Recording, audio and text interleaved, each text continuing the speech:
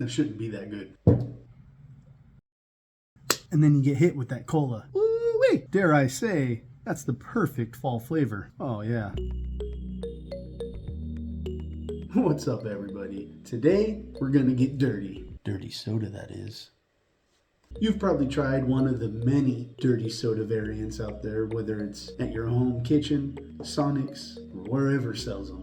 However, do they turn them into gummies? Do you turn them into gummies? I do, and this is how we do it. But first, I'm a Pepsi stan. I mean, come on now. Classic 80s Diet Pepsi glass right here. We're gonna fill the glass up with some of that sweet, sweet nectar.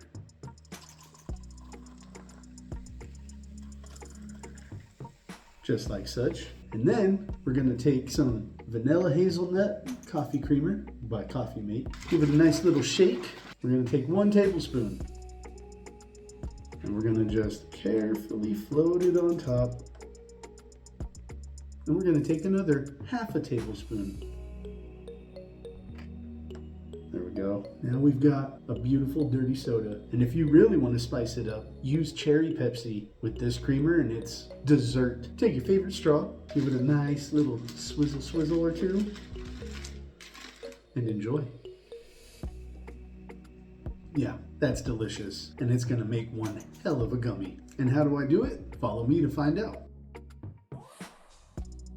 So now that you know what flavor we're doing, it's also a mashup between a dirty soda and a viral TikTok flavor, whatever the Weiler's Light Cola. We're going to use that with Portland Syrup's very own True Cola. You've seen me use this stuff in the past. I absolutely love it, especially for a Cuba Libre. Woo-wee! Let me tell you what. And of course, Coffee Mate Vanilla Hazelnut Creamer. Gotta make it dirty, just like the drink. So, first into the pot, we've got 80 grams of pure cane sugar plus 45 grams of gelatin. Just swirling those up a little bit to ease the clumping. Next up, we need 225 grams of corn syrup. Ooh, a little over. 6 grams over ain't gonna do a thing, except for give us like 2 more gummies. Keep that in mind. All right, next into the pot, 125 grams of applesauce. Pre-measured it, so should come out pretty dang close. It's probably on the spoon. Hey, look at that, it's there. What did I say? It wasn't on the spoon. Let's go ahead and get rid of the scale. You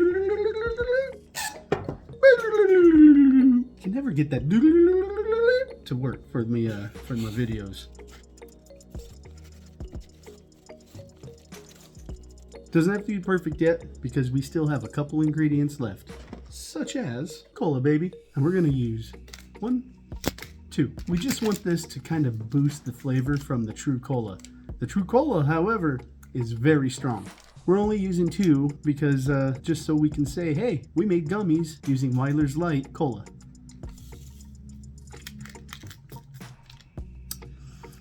That is incredible. Oh, wow. That's really good. Go ahead and give that a little stir. Next up, this stuff, we're going to use 1/3 of a cup. As close as you can get it to the rim. Go ahead and give that a stir.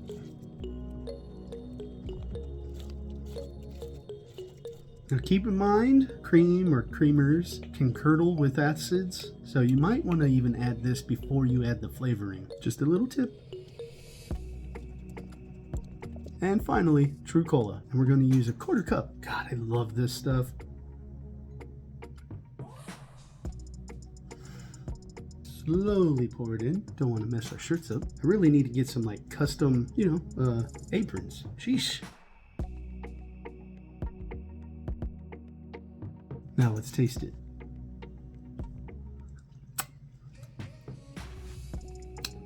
Oh,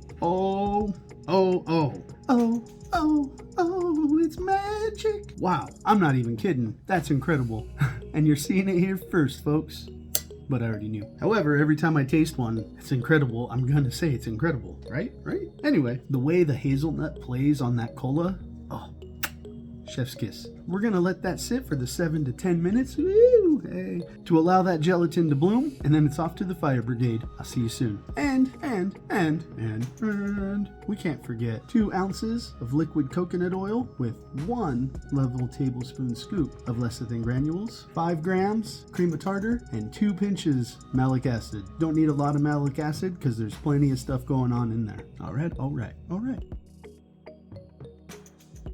right, everybody. This has been on the heat for about 10 minutes now. I was pouring another batch. Actually, I was pouring the last video you watched. I hope you watched. You watched it, right? This one is already starting to boil because I had the temperature up way too high. However, it is time to add the oil, so I'm going to go grab that. And here's that oil ready to drop.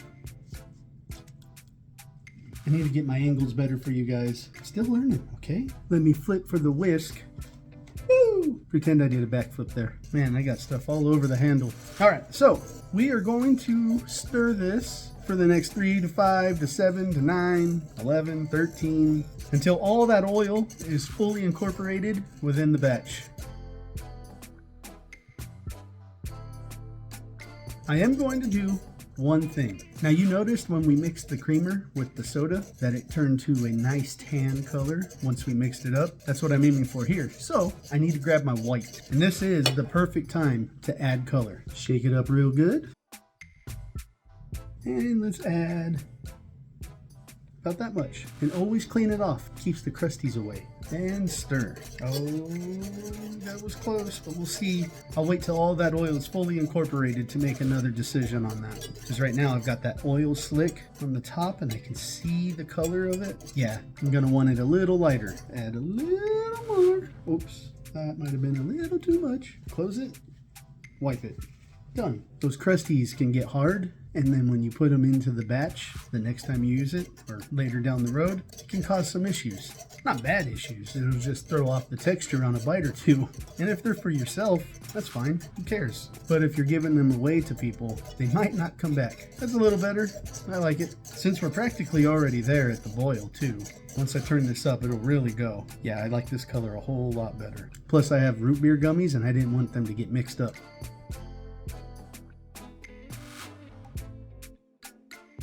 All right, I'm gonna turn it up, and then the fun should start real soon. I'm gonna let this sit until that happens. I'm gonna spray these because this is what we're using. I wasn't going to use these, but I made a mistake and used way too much wax. Not my problem. Actually, it is. Now, this batch does have quite a bit of water in it, just naturally. So we're going to want to boil it for a few minutes longer than we normally do. Keep that in mind. Now, you can make one of my pudding-based gummies. Use that creamer and some coffee. The best coffee for that would be instant coffee because it just dissolves down and it will be incredible. Go a step further and dip them in chocolate. Even non-coffee lovers will love it, I promise. And if you want to see me make that, let me know. Turn it up just a little bit. Trying to get that party started. Now, I don't stir in these. Obviously, it's too small, it'll splash out on the, don't want that. So I always put it in one of these.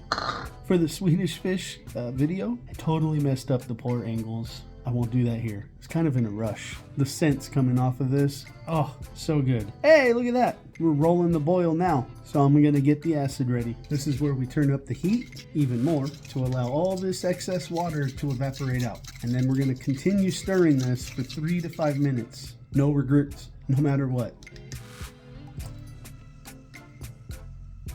The time is 4:06.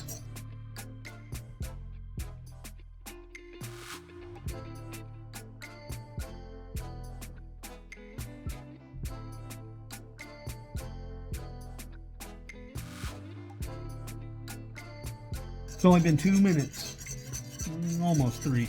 Pumped up the volume just a little bit. My Doberman's daydreaming back there. He's growling in his sleep, but it startled me because normally when he growls like that, someone's coming to the door. But he is knocked out. His name is Dougie, and he's prettier than smart.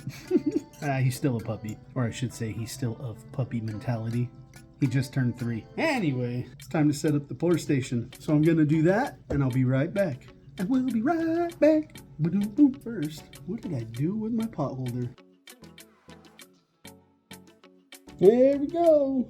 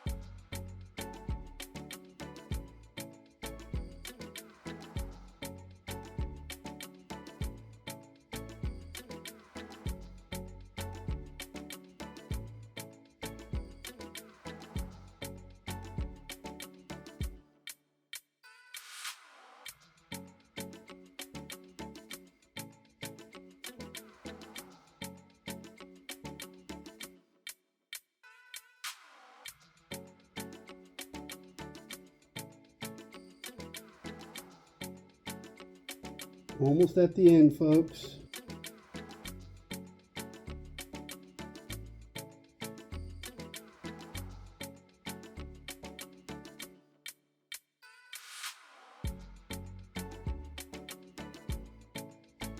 And there we have it, dirty soda gummies. I'll see you when it's time to sand.